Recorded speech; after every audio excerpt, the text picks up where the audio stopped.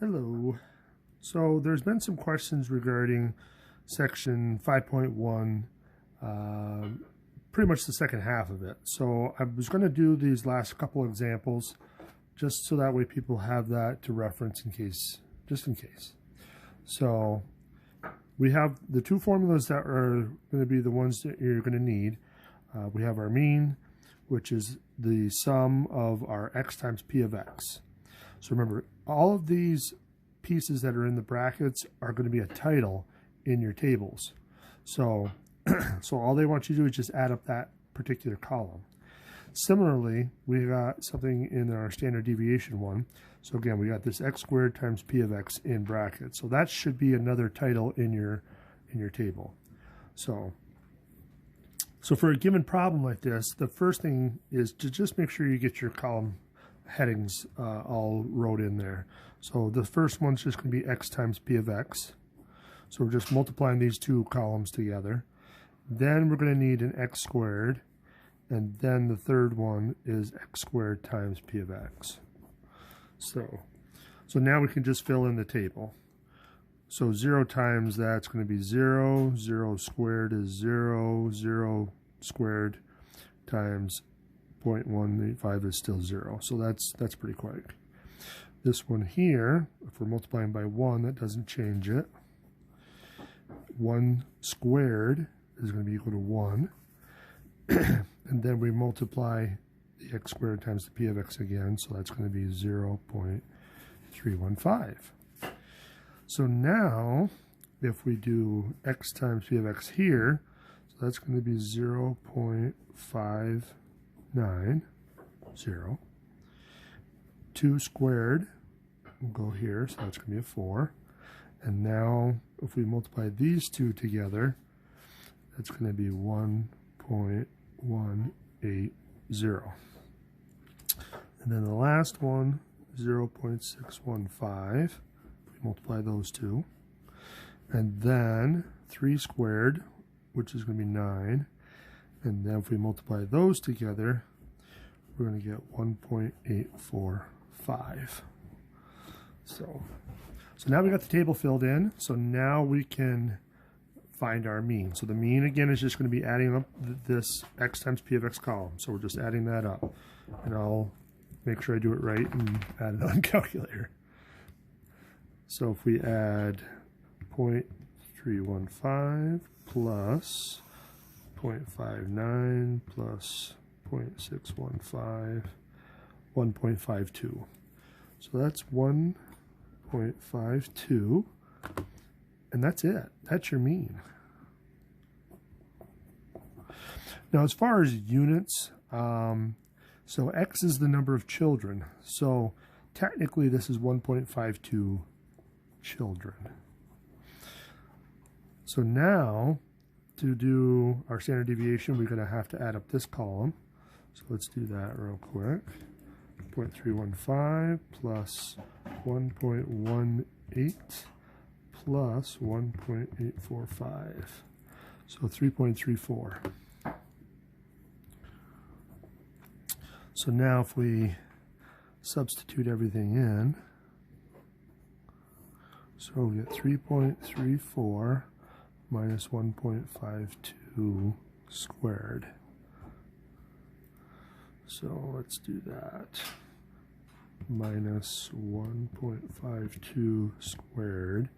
So now we get 4 decimal places when we square that, but that's okay. Don't round that off, just in case you get some round off error. So we already put the subtraction there, so if I hit equals, that's going to be the result. So this should be equal to the square root of 1.0296. And then if we square root that, 1.0146, blah, blah, blah. And let's round that to the same number of decimal places. So that's a good rule of thumb, not to be confused with the range rule of thumb, that you have the same number of decimal points in your mean and your standard deviation. My dog is bumping my stand. So, oops. So 1.01 children. So let's do that one more time. So let's fill in our table. Then let's fill in the rest of the numbers. We got to multiply. What's nice about zeros is that it kills everything, so that one's quick. So 1 times that, 1 squared is 1. 0.15 times 1 is still 0.15. 0.58. Square the 2 gives you 4. 4 times that, which is basically 2 times that, so it's 1.16. 0.78. 3 squared is 9. And then 9 times that, which is going to be 2.34. If I do my math right. 0.64 for multiplying those two. Let me slide this up a little bit. 4 squared is 16. So this is going to be 2.56. So again, 16 times 0.16. And then the last one, 0.60 and 25.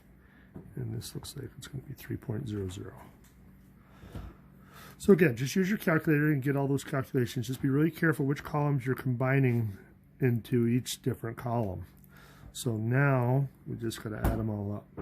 So if we add up 0.15 plus 0.58 plus 0.78 plus 0.64 and then the 0.6. So 2.75.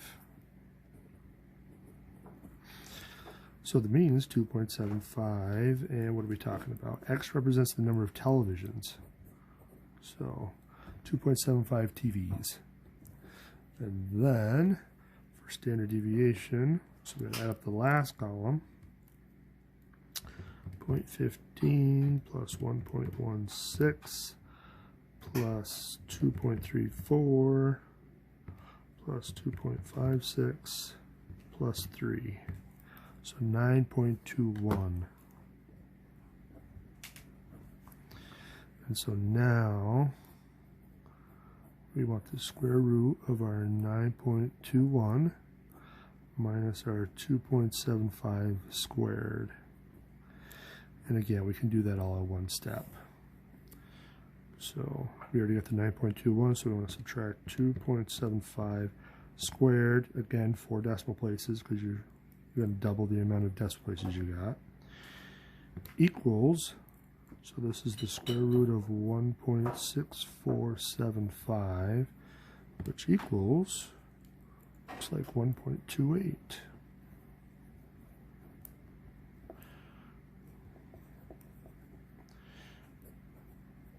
So 1.28 TVs. So that gives you a pretty good sense of how to fill in those tables. So pretty quick, as long as you're multiplying everything correctly, and then you're just substituting in. So the mean is the really quick one because you're just adding up this column and that's it, done. And then make sure you get the right units on those means and standard deviations. All right, stay tuned for the rest of it.